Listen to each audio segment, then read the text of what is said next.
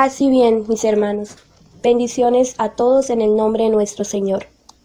El día de hoy en nuestra cápsula de análisis doctrinal de música protestante estaremos analizando la doctrina implícita en el canto protestante llamado Nombre Admirable, de Akerles Ascanio, cantante y compositor de música protestante, quien es miembro de la Iglesia Pentecostal Unida de Colombia. Comencemos. Este canto, Nombre Admirable, dice lo siguiente en sus primeras 12 estrofas.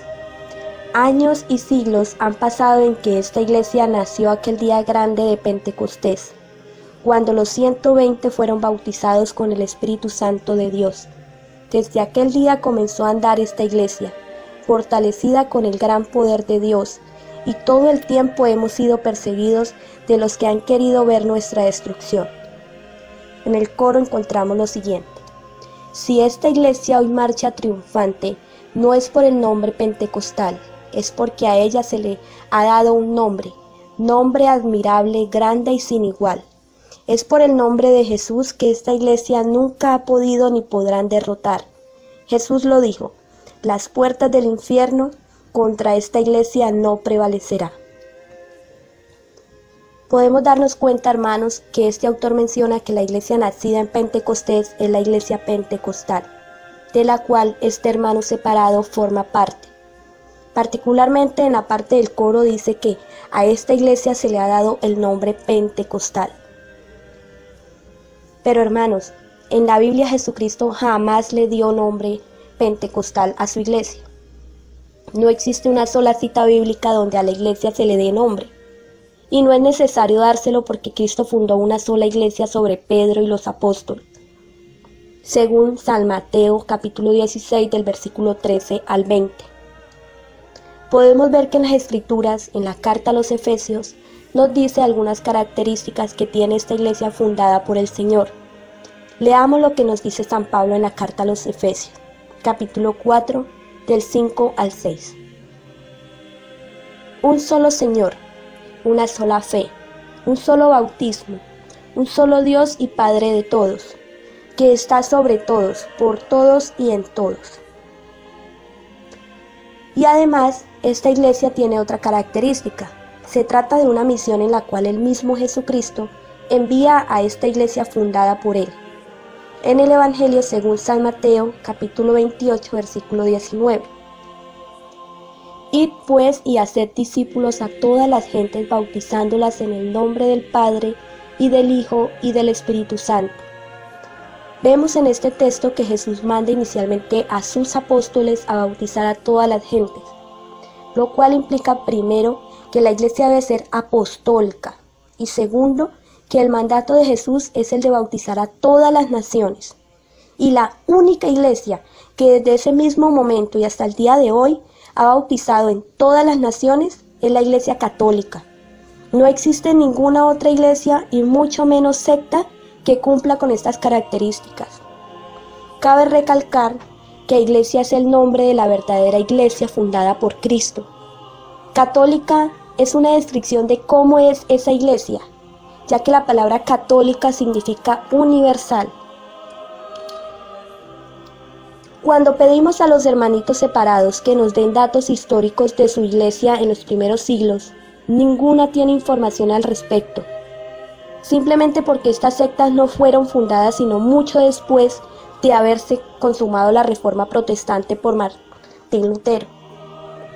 Y entonces, mis hermanos, ¿cómo entonces pueden estos autodenominados pentecostales querer quedarse con el título de la iglesia fundada por Cristo, si esta no es universal, no es apostólica y no tiene ningún rastro histórico de su existencia entre los primeros cristianos?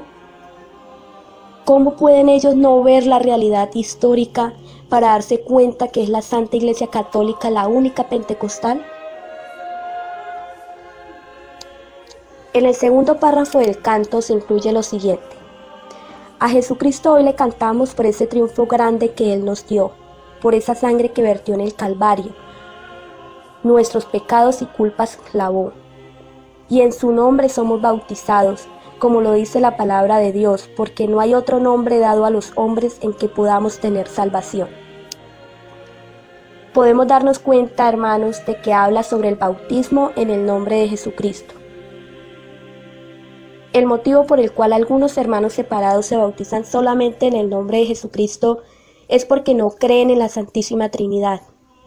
Muchos de ellos son unicitarios y por eso desdeñan lo que Jesús mismo nos manda a realizar en Mateo capítulo 28 versículo 19. Por tanto, id y haced discípulos a todas las naciones, bautizándolos en el nombre del Padre, del Hijo y del Espíritu Santo. Existe evidencia incluso que esta fórmula de bautizo ya es utilizada por los primeros cristianos. Veamos entonces lo escrito en el Didaché en el siglo I, capítulo 7, en cuanto al bautismo. He aquí cómo hay que administrarle. Después de haber enseñado los anteriores preceptos a evangelizar, bautizad en el agua viva, en el nombre del Padre, del Hijo y del Espíritu Santo. Si no pudiera ser en el agua viva, es decir, por inmersión, puedes utilizar otra. Si no pudieres hacerlo con agua fría, puedes servirte de agua caliente. Si no tuvieres a mano ni una ni otra, echa 3 veces agua sobre la cabeza, en el nombre del Padre, del Hijo y del Espíritu Santo. Antes del bautismo, debe procurarse que el que lo administra, el que va a ser bautizado y otras personas, si pudiere ser, ayunen. Y ahora veamos lo que escribe San Irineo, uno de los padres de la Iglesia. He aquí lo que nos asegura la fe, tal como los presbíteros, discípulos de los apóstoles, nos la transmitieron. Lo primero de todo, recomienda que nos acordemos de que hemos recibido el bautismo para el perdón de los pecados en el nombre del Padre y en el nombre de Jesucristo y del Espíritu Santo. Vemos claramente que la Iglesia primitiva practicaba el bautismo con la misma fórmula que seguimos usando en nuestros días, aquellos que cumplimos con lo que Jesús nos ordena hacer. Hermanos, estos temas completos, el de la fórmula del bautismo trinitario y el de la verdadera Iglesia de Pentecostés, los pueden ustedes encontrar tanto en la página de Facebook de Rincón de Apologética como en el canal de YouTube de Rincón de Apologética. Amados hermanos, mientras más vamos avanzando en nuestro análisis de la doctrina, incluida en la música protestante, más nos vamos dando cuenta de la importancia de no escuchar música protestante. No caigamos en el relativismo que el maligno trata de impregnar dentro de la Iglesia, ya que solo busca la división en la Iglesia, sembrando la confusión entre los hermanos menos formados. Te invitamos, hermano católico, a seguirte formando de la mano de la Santa Iglesia Católica y Apostólica, la única verdaderamente pentecostal. Te pedimos también que escuches música católica y apoyes a nuestros hermanos músicos católicos. Que nuestro Señor, que es todopoderoso, nos acompañe siempre y que María Santísima, nuestra Madre de Cristo y Madre nuestra intercesora, interceda siempre por todos nosotros. Amén.